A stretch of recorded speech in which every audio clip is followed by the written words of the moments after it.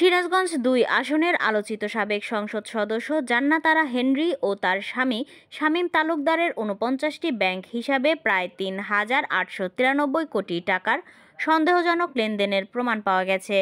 একই সঙ্গে প্রায় ৭৮ কোটি টাকার অবৈধ সম্পদ অর্জনেরও প্রমাণ পেয়েছে দুর্নীতি দমন কমিশন।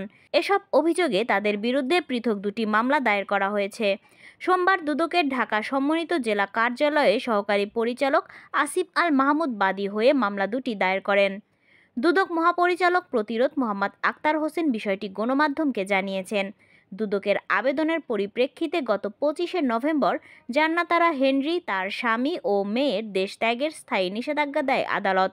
হেনরির বিরুদ্ধে দুদকের অনুসন্ধান শুরু হয় গত ২০শে অগস্ট। গত ১লা অক্টোবর মৌলভীবাজার থেকে স্বামীসহ গ্রেফতার হন তিনি। এজাহার সূত্রে জানা যায়, মামলার সাবেক এই সংসদ সদস্যের বিরুদ্ধে ক্ষমতার অপব্যবহারের মাধ্যমে